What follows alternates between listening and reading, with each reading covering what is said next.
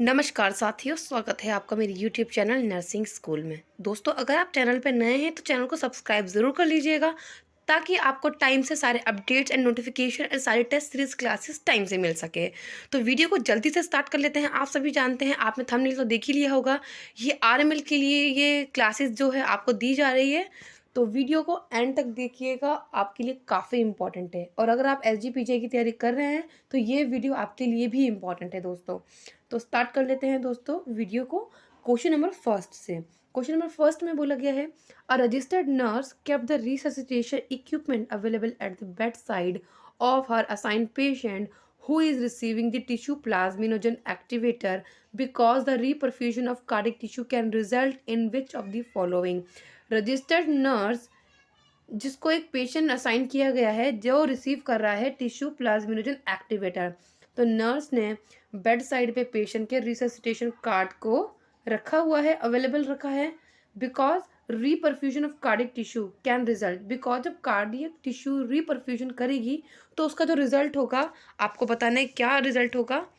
चार ऑप्शन आपके सामने है, आपका राइट आंसर है cardiac arrhythmia. Because reperfusion of cardiac tissue के बाद जो रिजल्ट होगा वो कार्डियक एरिथमिया है।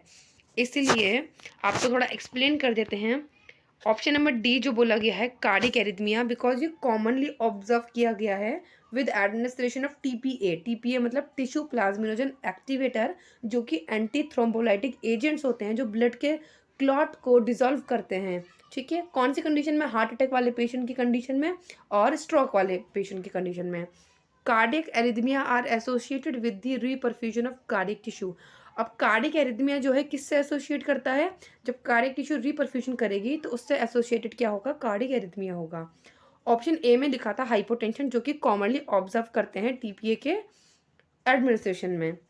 बी एंड सी में लिखा हुआ है सीजर एंड हाइपोथेर्मिया, जो कि generally reperfusion of cardiac tissue में एसोसिएट नहीं करता है दोस्तों। तो स्टार्ट कर लेते हैं सेकंड क्वेश्चन। सेकंड क्वेश्चन में बोला गया है, the doctor order for the application of knee high sequential compression. अब आप सोच रहे होंगे ये knee high sequential compression devices क्या है। जैसे कि आप जानते हैं DVT pump deep vein thrombosis के लिए जो डीवीटी पंप लगाया जाता है, वाइट कलर की स्ट्रिप्स को लपेटा जाता है पैरों में, तो उसी को बोलते हैं हम सिक्वेंशियल कंप्रेशन डिवाइस। और यहाँ पे ऐड हो गया हाई नी हाई का मतलब है नी से ऊपर से लगाना स्टार्ट करना है वो कंप्रेशन डिवाइस को। ठीक है, अप्लाई करना है नी हाई। ओके, तो न्यूली एडमिट पेशेंट है, नी हाई सिक्वेंशियल कंप्रेशन डिवाइस को अप्लाई करने का ऑर्डर मिला है, जो कि पेशेंट आईसीयू में है। अब बोला है कि जो नर्स है वो विजिट कर रही है पेशेंट के बेड साइड पे परफॉर्म करने के लिए इनिशियल असेसमेंट। तो पेशेंट की जो रिपोर्ट है, new pain localized in right calf area. अब पेशेंट ने न्यू पेन लोकलाइज करके बताया है कि राइट काफ एरिया में पेशेंट को पेन नोटेड हो रहा है, और उसने नोट किया कि वहाँ पे स्लाइटली रेडनेस है, वार्मनेस है to touch. And initial assessment में जो है ऐसा उसने पाया। ठीक है, अब बोला है जो बेस्ट पॉसिबल इंटरवेंशन नर्स करेगी, अप्लाई करेगी, वो क्या होगा? चार ऑप्शन में से आपको बताना है। ठीक है, चार ऑप्शन में से आपका जो राइट आंसर है वो ऑप्शन नंबर बी है, do not apply compression device and contact to physician.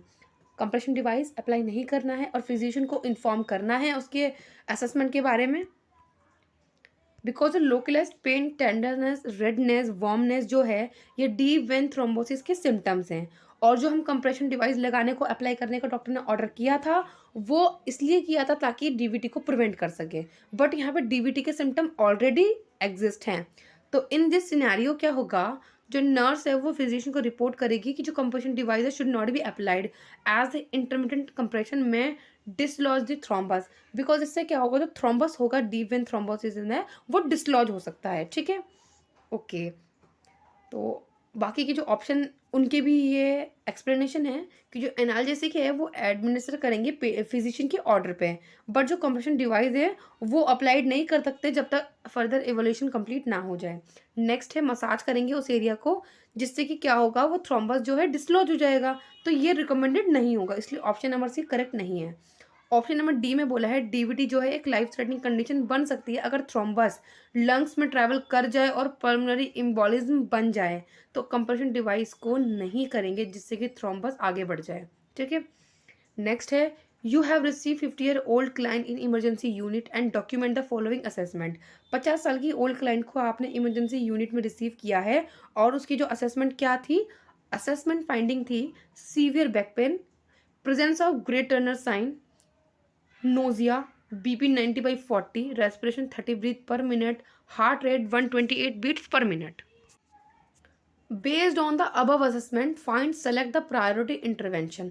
अब ये सारे असेसमेंट देखने के बाद प्रायोरिटी नर्सिंग इंटरवेंशन आपको 4 ऑप्शन में से देख के बतानी है कि कौन सी इंटरवेंशन करेक्ट है। आपका राइट आंसर है place large bore IV. Large IV bore place करना है बिकॉज पेशेंट का जो बीपी है काफ़ी ज़्यादा लो है और हार्ट रेट काफ़ी ज़्यादा हाई है। ठीक है, बिकॉज अब यहाँ पे एक्सप्लेनेशन है आपके लिए। Because there are several condition commonly associated with Grey Turner sign, जैसे कि acute pancreatitis, perforated duodenal ulcer, rupture abdominal aortic aneurysm, and all presented assessment finding in the question suggest the rupture abdominal aortic aneurysm and priority nursing intervention जो होगा इस situation में IV line establish करना है for immediate the volume replacement. Volume replacement का मतलब है blood volume replacement. Next question. You are posted male medicine ward and assigned to provide care to a patient admit with pernicious anemia. आपको mail medicine ward में assign किया गया है और patient मिला है परनीशियस अनीमिया का, जिसकी लैब वैल्यूज़ आपको देखने पे फिजिशियन को रिपोर्ट करना होगा। कौन सी लैब वैल्यूज़ हैं? जो इंट्रिंसिक फैक्टर है वो एब्सेंट होगा लैब वैल्यूज़ में। तो यहाँ पे बोला गया है जो defining the character of pernicious anaemia, यानी कि डेफिशिएंसी ऑफ विटामिन B12, जिसको बोलते हैं megaloblastic anaemia. It is the absence of intrinsic factor, और जो इंट्रिंसिक फैक्टर है वो विटामिन B12 के एब्जॉर्प्शन के लिए नेसेसरी होता है in small intestine. Okay, and next is, आपको एक्सप्लेनेशन नहीं दी, सॉरी। ऑप्शन ए में बोला है एलिवेटेड स्टिलिंग टेस्ट में क्या होगा, ये इंडिकेट करेगा कि क्लाइंट का जो इंट्रिंसिक फैक्टर है वो विटामिन B12 को इंटेस्टिनल ट्रैक्ट में एब्जॉर्ब ठीक तरीके से कर रहा है, तो इसीलिए एलिवेटेड आएगा, तो मतलब अच्छा रिजल्ट है। ऑप्शन सी में सेडिमेंटेशन रेट अगर 16 mm है तो वो बोथ मेल एंड फीमेल्स के लिए नॉर्मल है, और ये एक नॉन स्पेसिफिक टेस्ट है to detect the inflammation and non specific to anemias. ये इन्फ्लेमेशन की प्रेजेंस को चेक करने के लिए किया जाता है, ना कि परनीशियस अनीमिया के लिए। और आरबीसी की जो वैल्यू है नॉर्मल रेंज के अंदर है, और ये this does not indicate N anaemia. Okay, the next question, while treating elderly client with severe nose bleeding. Patient को, आप एल्डरली पेशेंट को ट्रीट कर रहे हो जिसको सीवियर नोज ब्लीडिंग हो रही है, तो जो physician has started the posterior packing. अब फिजिशियन ने पोस्टीरियर पैकिंग कर दी है, नोजल पैकिंग कर दी है to control the bleeding after insertion of packing. अब पैकिंग तो कर दी है, तो नर्स जो है क्लोजली मॉनिटर करेगी क्लाइंट को कौन सी कॉम्प्लिकेशन के लिए। अब कॉम्प्लिकेशन तो हो सकती है ना, तो कौन सी कॉम्प्लिकेशन है? हाइपोवेंटिलेशन। ठीक है, और नेजल पैकेज कर दिया है तो हाइपोवेंटिलेशन तो होगा ना, तो थोड़ा क्वेश्चन को रीड भी करना पड़ेगा ध्यान से, और उसका कॉमन सेंस भी यूज़ करना पड़ेगा एग्जाम टाइम पे। लेकिन प्रायोरिटी जो आपकी है क्वेश्चन को अटेम्प्ट करते टाइम पे, कि क्वेश्चन को ठीक तरीके से रीड किया जाए, पहले ऑप्शन में ना जाया जाए, सबसे पहले ठीक तरीके से क्वेश्चन को पढ़ लिया जाए। क्वेश्चन समझ आ जाए तो आप ऑप्शन को पढ़िए, ऑप्शन समझ आते हैं उसके बाद आप आंसर करिए। अब बोला गया है हाइपोवेंटिलेशन में क्या होगा, नॉस्ट्रल पैकिंग कर दी है जिससे कि रेस्पिरेटरी स्टेटस ऑल्टर हो जाएगा, स्पेशली एल्डरली क्लाइंट में तो ज़्यादा होगा, तो इससे क्या होगा, हाइपोवेंटिलेशन रिजल्ट होगा। तो नर्स को क्लोजली मॉनिटर करना होगा क्लाइंट के changes, level of consciousness, level of consciousness को ठीक से चेक करना होगा क्लोजली। ठीक है, respiratory rate, heart rate, rhythm after the insertion of packing of nostrils. और ऑप्शन नंबर ए में बोला गया है वर्टिगो, जो कि अकर नहीं होगा result of insertion of postal packing में। ठीक है, एंड ऑप्शन बी में बोला है बेल्स पाल्सी। बेल्स पाल्सी एक 7th क्रेनियल नर्व का डिसऑर्डर है जो कि एपिस्टैक्सिस या नेजल पैकिंग से रिलेटेड नहीं है। और डी में बोला है लॉस ऑफ गैग रिफ्लेक्स जो है, this does not occur as a result of insertion of posterior packing. Next question, the nurse is perform ET tube suctioning. ET tube suctioning को परफॉर्म कर रही है नर्स। बिफोर सक्शनिंग जो nurse ने किया है, पेशेंट को प्री ऑक्सीजनेट कर दिया। अब to avoid the hypoxemia, hypoxemia को अवॉइड करने के लिए जो मैक्सिमम अमाउंट ऑफ टाइम जो नर्स सक्शन करेगी तो सिंपल सा देखो कितना लंबा क्वेश्चन पूछा है, लेकिन क्वेश्चन में सिंपल सा एक ये पूछा गया है कि सक्शनिंग को मैक्सिमम कितने टाइम तक कर सकते हैं हम, ठीक है। इतना लंबा घुमा के पूछते हैं क्वेश्चंस को और बड़ा कर देते हैं। इससे क्या होता है, कैंडिडेट कंफ्यूज हो जाता है, डर जाता है कि क्या आंसर होगा, ठीक है। तो क्वेश्चन में सिर्फ इतना ही पूछा है कि सक्शनिंग की मैक्सिमम टाइमिंग क्या है, जो आपको पता होना चाहिए 10 सेकेंड है, ठीक है। 10 सेकेंड से ज़्यादा नहीं करना है, क्योंकि पेशेंट जो है हाइपॉक्सिक हो जाएगा। Next, a nurse should interpret which of the following as an early sign of tension pneumothorax in the client with chest trauma। अब बोला है कि नर्स को क्लोजली ऑब्जर्व करना है और ये ऑब्जर्व करना है कि चेस्ट ट्रोमा वाला पेशेंट है तो अर्ली साइन कौन से होंगे टेंशन न्यूमोथोरिक्स के। तो आपके पास 4 ऑप्शन है, उसमें से आपका राइट आंसर है option number C, respiratory distress आपका राइट आंसर है। बिकॉज रेस्पिरेटरी डिस्ट्रेस या अरेस्ट जो है यूनिवर्सल फाइंडिंग होती है टेंशन न्यूमोथोरैक्स में, और जो बायोलिटरल डिमिनिश्ड ये एब्सेंट ब्रीथ साउंड है वो कॉमनली फाइंडिंग देखा जाता है। ट्रेकियल डेविएशन जो है लेट फाइंडिंग होती है टेंशन न्यूमोथोरैक्स में, अर्ली नहीं है, क्योंकि क्वेश्चन में अर्ली पूछा है और ये लेट फाइंडिंग है। और मफल हार्ट साउंड जो है पेरिकार्डियल टेम्पोनेट को सजेस्ट करता है, ना कि टेंशन न्यूमोथोरैक्स को। नेक्स्ट क्वेश्चन है, while perform the physical assessment the nurse observe client taking the small breath at first and then bigger breath, then the couple of small breath and then 10 to 20 seconds of no breath। तो no breath का मतलब है यहाँ पे क्या है, swinging चल रही है। पहले स्मॉल ब्रीथ ले रहा है, फिर बिग ब्रीथ ले रहा है, फिर पीरियड ऑफ एपनिया, एपनिया आप जानते हैं, फिर पीरियड ऑफ एपनिया शो हो रहा है। तो नर्स किस टाइप का असेसमेंट शो करेगी कि किस टाइप की रेस्पिरेशन है। तो आपको पता होना चाहिए, इसका राइट आंसर है काइनेस्टॉक्स रेस्पिरेशन, ठीक है। अब आपको एक्सप्लेन किया जाता है। काइनेस्टॉक रेस्पिरेशन जो है which is found as regular cycle that start with normal breath which increase and then decrease and followed by period of apnoea, and it can be related to heart failure और dysfunction of respiratory centre of the brain. Option number B में बोला गया है hyperventilation जो है increase rate and depth of the respiration, इसका मतलब होता है। और जो ऑब्स्ट्रक्टिव स्लीप एपनिया है वो रीअकरिंग एपिसोड्स होते हैं अपर एयरवे ऑब्स्ट्रक्शन के and reduce the ventilation. Option number D में शो हो रहा है Biot's respiration which is also known as cluster breathing. This is the period of normal respiration followed by varying period of apnoeas. Next, a patient admit with Crohn's disease with presenting complaint of fever, diarrhea, cramping, abdominal pain and weight loss. The nurse should monitor the patient for which of the following? 4 option दिए गए हैं, किसके लिए monitor करेगी nurse. आपका right answer है option number C, for the hypokalemia. अब explanation देख लेते हैं इसकी। हाइपोकैलेमिया जो है मोस्ट एक्सपेक्टेड लेफ्ट फाइंडिंग्स होती है डायरिया के कंडीशंस में। अब हाइपो, तो ऑप्शन नंबर सी आपका राइट है। ऑप्शन नंबर ए में बोला है जो हाइपो एल्बुमिनियमिया है वो क्रोन डिजीज से एसोसिएटेड होता है, ठीक है। यहाँ पे गलत टाइप हो गया है, सॉरी, यहाँ पे नॉट है, ठीक है। Hypoalbuminemia is not associated with Crohn disease. Next, anaemia is expected development but thrombocytopenia is not, ठीक है। जो अनीमिया है वो एक्सपेक्टेड डेवलपमेंट है but thrombocytopenia is not, and calcium level are not affected in Crohn disease. Next, as per doctor order you have started the infusion of TPN solution. Doctor के order पे आपने TPN solution start कर दिया। While making the round आपने notice किया कि TPN solution जो है रनिंग है एट इनकरेक्ट रेट पे टीपीएन सॉल्यूशन रनिंग है। अब क्या है, now 2 hours behind schedule which action is most appropriate for the nurse to take the correct the problem.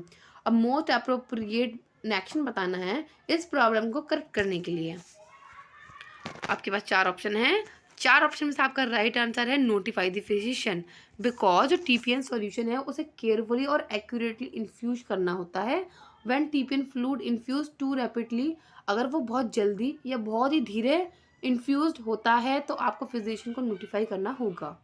And जो रेट ऑफ एडजस्टमेंट है should not made without a written prescription. जब तक written prescription ना हो तब तक आप इसमें रेट के एडजस्टमेंट नहीं कर सकते हैं जब तक आपका फिजिशियन ना बोल दे। और जो ऑल्ट्रेशन होता है इन्फ्यूजन रेट का, that can lead to increase and decrease in blood glucose level, जिससे कि ब्लड ग्लूकोज लेवल में डिक्रीज एंड इंक्रीज हो सकता है, जो कि लाइफ थ्रेटनिंग कंडीशन है। Next question, nurse has to administer eye drop and eye ointment. अब एक नर्स को आई ड्रॉप और आई ऑइंटमेंट दोनों एडमिनिस्टर करना है, ठीक है, पेशेंट के राइट आई में। अब सबसे बेस्ट एडमिनिस्ट्रेशन मेडिकेशन क्या होगा, तो आपको मालूम होना चाहिए। सबसे पहले आप आई ड्रॉप करेंगे, उसके बाद आप आई की ऑइंटमेंट लगाएंगे, ठीक है। आपका ऑप्शन नंबर ए ठीक है, बिकॉज जब आई ड्रॉप और आई ऑइंटमेंट दोनों शेड्यूल होते हैं तो सबसे पहले आपको आई ड्रॉप डालनी होगी, ठीक है, सबसे पहले। उसके बाद 3 से 5 मिनट का गैप होने के बाद आई की ऑइंटमेंट इंस्टिल करनी है आपको। Next question, post operative nurse receive the client following open cholecystectomy. अब पोस्ट ऑफ नर्स है जिसने रिसीव किया है एक पेशेंट को जिसको ओपन कोलेसिस्टेक्टमी है टी ट्यूब ड्रेनेज बैग के साथ, और आफ्टर 6 आवर्स क्या हुआ है, admission the patient T tube drainage bag is empty. जो आफ्टर 6 आवर्स जो है पेशेंट के एडमिशन के जो टी ट्यूब ड्रेनेज बैग है वो एम्प्टी है। अब नर्स ने नोटिस किया स्लाइटली जॉन्डिस ऑफ स्क्लेरा, मतलब कि उसका जो येलोइश स्क्लेरा हो रहा है। तो कौन सा एक्शन जो है बहुत ही ज़्यादा इंपॉर्टेंट है नर्स के लिए। 4 ऑप्शन आपके सामने है, आपको क्या करना होगा, ये जो फाइंडिंग्स है आपको सर्जन को नोटिफाई करना होगा। बिकॉज जो टी ट्यूब है वो यूजुअली कॉमन बाइल डक्ट में प्लेस की जाती है to ensure the patency of duct. अब लैक ऑफ बाइल ड्रेनिंग जो है अगर टी ट्यूब में नहीं होगी तो प्रेजेंस ऑफ स्केलेरा भी होगा, तो ये इंडिकेट क्या करेगा कि बाइल फ्लो में ऑब्स्ट्रक्शन है, क्योंकि टी ट्यूब तो खाली पड़ी है और स्क्लेरा भी येलो है। तो इससे क्या है, इससे ये इंडिकेट होता है कि जो बाइल का फ्लो है वो उसमें ऑब्स्ट्रक्शन है, तो आपको सर्जन को रिपोर्ट करना है, ठीक है। रीपोजिशनिंग से क्या होगा, जो बाइल का फ्लो है might be promoted if the catheter is obstructed और हैविंग किंक। तो सो however the jaundice indicate that the bile duct obstructed, not the T tube drainage. And option number C में है checking the BP is will not resolve the condition. Next, recording the finding and continue the monitoring the client is inappropriate because a client is experiencing the signs of complications. Next question is, the female patient admit with new diagnosis of Cushing syndrome. एक female patient admit हुई है जिसको Cushing syndrome diagnose हुआ है, जिसके पास elevated serum and urine cortisol level है। Urine में और सीरम में कॉर्टिसोल का लेवल काफ़ी एलिवेटेड है। तो कौन सी असेसमेंट फाइंडिंग है जो नर्स एक्सपेक्ट करेगी इन पेशेंट को देखने में? आपका right answer option number D है, elevated BP and blood glucose. Blood glucose and BP दोनों ही एलिवेटेड रहेगा, बिकॉज कॉर्टिसोल जो है कुशिंग सिंड्रोम में एलिवेटेड होता है, जिससे मैनिफेस्ट होता है BP high and high sugar level. Also seen are moon faces, hirsutism, decrease muscle mass from the protein wasting and increase the weight, fragile skin with striae across the abdomen. Striae मतलब stretch mark जिसे बोलते हैं, वो abdomen में देखे जाएंगे। Next question, you have receive ABG report of your assign patient. आपके assign patient की एवीजी रिपोर्ट आपको मिल गई है जिसको कि क्रॉनिक सीओपीडी था। अब आपने पीएस देखा 7.35 जो कि नॉर्मल है, PCO2 62 जो कि हाई है, एंड PO2 70 जो कि लो है, एंड HCO3 34 जो कि हाई है बाइकार्बोनेट। अब आपको इंटरवेंशन बताना है कि नर्स क्या करेगी। आपके पास 4 ऑप्शन है, आपका जो राइट आंसर है ऑप्शन नंबर ए है, वाइटल साइंस का असेसमेंट। बिकॉज पेशेंट जो है क्रॉनिक सीओपीडी के साथ उनमें क्या होता है, सीओपीडी रिटेंशन होता है और जो रेस्पिरेटरी ड्राइव हो वो स्टिमुलेट होती है जब PO2 डिक्रीज हो जाती है, ठीक है। The patient need to be evaluate to assess the haemodynamically stability by checking the heart rate, respiratory rate and BP. अब पेशेंट की एवीजी रिपोर्ट तो आ गई है एवीजी की, अब पेशेंट को ये भी असेस करना है कि पेशेंट हीमोडायनेमिकली स्टेबल है या नहीं, और वो कैसे होगा, वाइटल साइन को असेस करने से होगा, ठीक है। तो आपका राइट आंसर है assess the vital science. Next है रीपोजिशनिंग जो है इस सिचुएशन में हेल्प नहीं करेगी, एंड ऑप्शन सी में बोला गया है there is no indication that the client is experiencing the respiratory distress and requiring the intubation. Oxygen supplementation जब होगा तब इंडिकेट होगा should be titrated upward in small increments. The next is Which of the following complication is associated with prolonged mechanical ventilation? Prolonged mechanical ventilation से होने वाली associated complication जो है वो है gastrointestinal hemorrhage. Because prolong mechanical ventilation से क्या होता है, जो GI हैमरेज हो जाता है बिकॉज स्ट्रेस अल्सर डेवलप हो जाते हैं. If patient receive the steroid therapy और having any previous history of ulcer, they are more prone for the GI hemorrhage. And other possible complication which is include incorrect ventilation, oxygen toxicity, fluid imbalance, decreased cardiac output, pneumothorax, infection and atelectasis. Question number 16. If you have received a new admission with the provisional diagnosis of ulcerative colitis, the initial assessment finding, new admission patient receive किया है जिसे कि diagnose हुआ है ulcerative colitis. अब उसकी initial assessment की बात हो रही है जो कि नर्स करने जा रही है.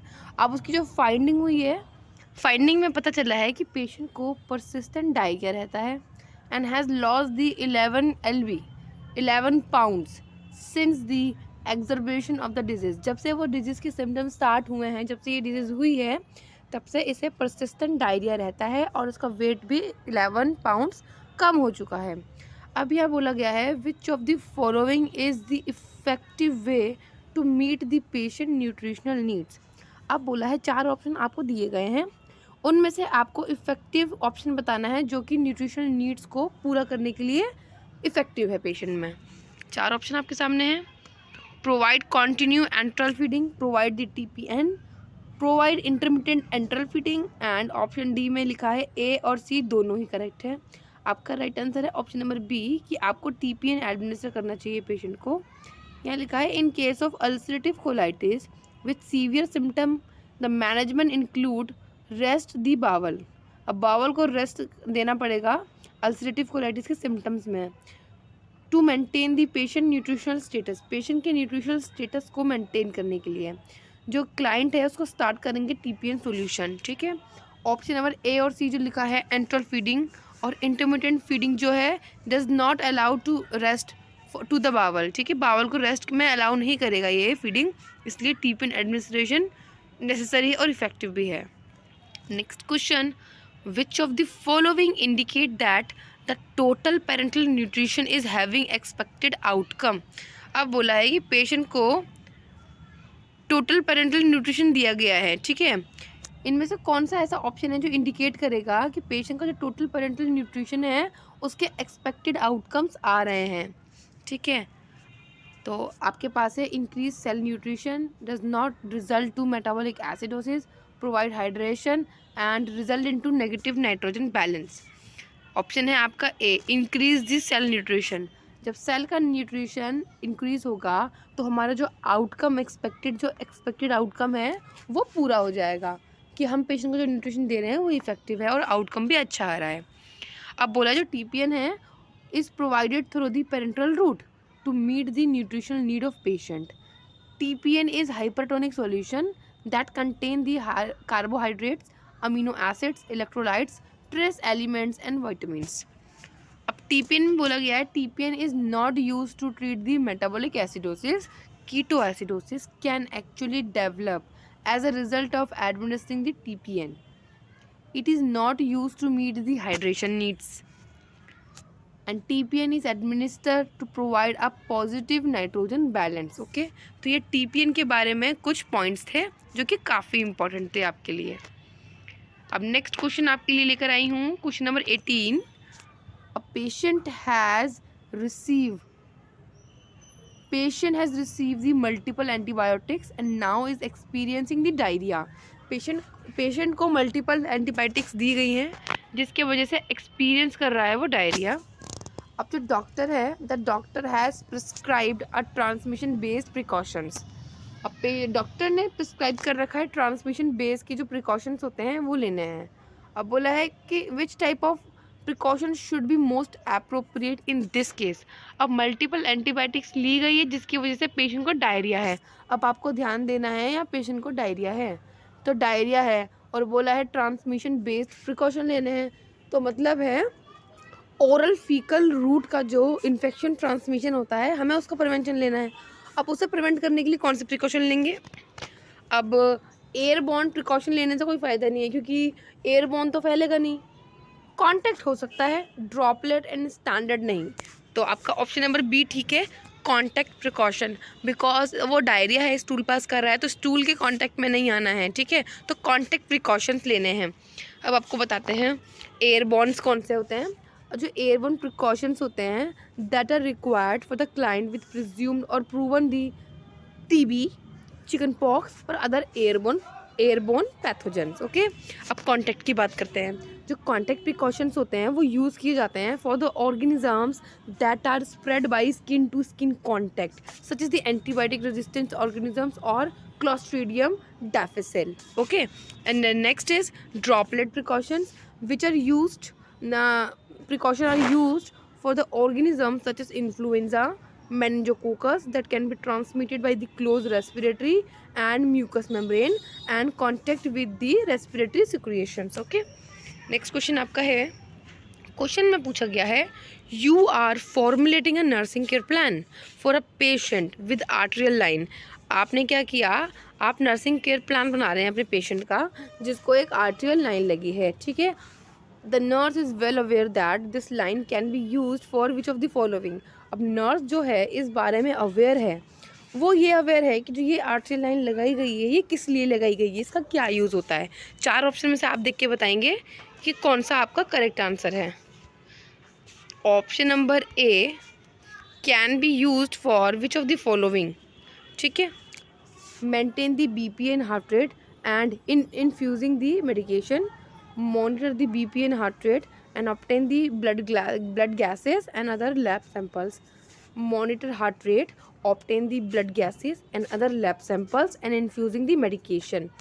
And next is obtaining the blood gases and other lab samples and infusing the medication. ठीक है, तो अब आपने देखा होगा 4 ऑप्शन में से 3 ऑप्शन ऐसे हैं जिसमें कि मेडिकेशन इन्फ्यूजन की बात की है जो कि गलत है, ठीक है। आपका ऑप्शन नंबर बी राइट है, बिकॉज हम आर्टेरियल लाइन में कभी भी कोई मेडिसिन इन्फ्यूज़ नहीं करते हैं, ठीक है। तो अब यहाँ देख लेते हैं, monitor the BP and heart rate, ठीक है। आर्टेरियल लाइन से क्या है, हम बीपी एंड हार्ट रेट को मॉनिटर करेंगे और साथ ही साथ ब्लड गैसेस भी चेक करेंगे, ठीक है। ABG जिसे बोलते हैं, arterial blood gas analysis and other lab samples भी, ठीक है। अब यहाँ लिखा है, देखो जैसे मैंने आपको बताया, यहाँ लिखा है ना, medication should never be infused through an arterial line because the arterial line are used only for the monitoring BP, heart rate and ABG sampling. Okay, understood? Next question. You have received a client with emphysema. Patient है, emergency में आया, ठीक है। क्या है उसे, emphysema की condition है, ओके। अब पेशेंट कैसा है, रेस्टलेस है और कंफ्यूज्ड है, ठीक है। कैसा है, रेस्टलेस एंड कंफ्यूज्ड है। अब बोला है which of the following action should the nurse take next. Restless है, कंफ्यूज्ड है, तो नर्स का कौन सा नेक्स्ट एक्शन होने वाला है, ठीक है। Measure the body temperature, instruct to perform the pursed lipped breathing, assess the serum potassium level and increase the oxygen flow rate to 6 litre per minute. अब आपका राइट आंसर है instruct the client to perform the pursed lip breathing. Okay, अब यहाँ थोड़ा deep में देख लेते हैं, थोड़ा यहाँ पे एक्सप्लेनेशन है। यहाँ बोला है encourage the client to perform the pursed lip breathing to prevent the collapse of lungs and help the client to control the rate and depth of breathing, जिससे वो रेट एंड डेप्थ जो होती है breathing की वो control कर सकता है पर्स्ड लिप ब्रीथिंग से।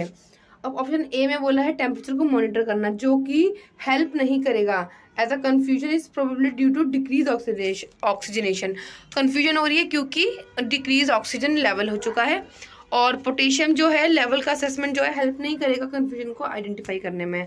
और ऑप्शन डी में बोला है कि ऑक्सीजन देना है, बट जो यहाँ लिखा है client should not receive client should receive the low flow rate of oxygen to prevent the carbon dioxide narcosis, ठीक है। हाई फ्लो में जाएगा तो वहाँ पे एयर ट्रैप हो जाएगी, ठीक है। ऑक्सीजन जो है ठीक है। तो एम्फाइसीमा वाले पेशेंट को जो है ऑक्सीजन हाई फ्लो में कभी नहीं देते। ये सिंपल सी एक लाइन है जो हमेशा आपको याद रखनी है। सीओपीडी और एम्फाइसीमा वाले पेशेंट को हाई फ्लो ऑक्सीजन नहीं देना होता है। ठीक है, हमेशा लो फ्लो का ऑक्सीजन देना होता है, ओनली इन प्रिस्क्रिप्शन। ठीक है, अगर हाई फ्लो में देंगे तो कार्बन डाइऑक्साइड का नार्कोसिस वहाँ पे प्रेजेंट होगा, कॉम्प्लिकेशन प्रेजेंट होगी वहाँ। Next question, select the correct intervention from the following for the planned care of patient with severe liver disease। 4 option बोले गए हैं कि 4 ऑप्शन नीचे दे रखे हैं और इन 4 ऑप्शन में से आपको करेक्ट इंटरवेंशन बताना है उस पेशेंट के केयर प्लान के लिए जिस पेशेंट को सीवियर लीवर डिजीज है। ठीक है, अब आपको दिख रहा होगा 4 ऑप्शन है। कैक्सिलेट एनीमा को एडमिनिस्टर करना, provide the low protein high carbohydrate diet, insert the Sengstaken Blakemore tube and all of the above. आपका राइट आंसर है option number B, provide low protein high carbohydrate diet. यहाँ बोला गया है कि जो सीवर लिवर डिजीज है can lead to hepatic coma and which is caused by increase level of ammonia. Increase level of ammonia from the breakdown of protein. ठीक है, protein के ब्रेकडाउन होने से क्या होता है, वहाँ पे अमोनिया का लेवल बढ़ जाएगा। ठीक है, अमोनिया का लेवल बढ़ेगा तो लीवर डिजीज वाले पेशेंट को हिमैटिक कोमा होगा। ठीक है, इसलिए लो प्रोटीन डाइट देंगे। ठीक है, अब यहाँ नेक्स्ट है, due to which it is recommended to provide low protein. इसीलिए लो प्रोटीन डाइट और हाई कार्बोहाइड्रेट इन पेशेंट्स को बोला जाता है। ठीक है, अब नेक्स्ट है option number A. Option number A में बोला जो कैक्सिलेट एनीमा है वो यूज किया जाएगा in case of hyperkalemia. ठीक है, to decrease the serum potassium level. और ऑप्शन नंबर सी में बोला है सैंक्सटेगन ब्लैक माउथ ट्यूब, जो कि यूजुअली अपर जीआई ब्लीडिंग के केस में ही यूज की जाती है ताकि वहाँ ईसोफेगस में या ब्लीडिंग साइट में आप प्रेशर अप्लाई कर सको और ब्लीडिंग को स्टॉप कर सको in oesophageal varices condition. Okay, next is a patient present with jaundice due to pancreatic cancer. Patient को पेनक्रियाटिक कैंसर है, उसकी वजह से पेशेंट को जॉन्डिस है। अब यहाँ लिखा गया है while prioritising the patient needs. अब पेशेंट की प्रायोरिटी जो नीड्स हैं, पेशेंट नीड्स को प्रायोरिटाइज किया जा रहा है। ठीक है, अब बोला nursing diagnosis the nurse should give the highest priority. अब 4 ऑप्शन में से कौन सा नर्सिंग ऐसा नर्सिंग डायग्नोसिस है जिसे नर्स हाईएस्ट प्रायोरिटी पे रखेगी पेशेंट के केयर प्लान में। ठीक है, 4 ऑप्शन है, imbalance nutrition, disturb self image, impaired skin integrity and impaired gas exchange. अब यहाँ जॉन्डिस है तो जॉन्डिस के केस में क्या प्रॉब्लम होगी, option number A, imbalance the nutrition.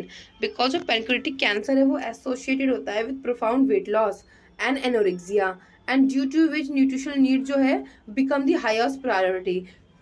Pancreatic cancer में क्या होगा, उसमें प्रोफाउंड मतलब बहुत ही हाई लेवल का वेट लॉस हो जाएगा और एनोरेक्सिया, लॉस ऑफ एपेटाइट होगा, जिसकी वजह से पेशेंट की न्यूट्रिशनल नीड्स जो हैं काफ़ी हाईएस्ट प्रायोरिटी पे रखी जाएगी।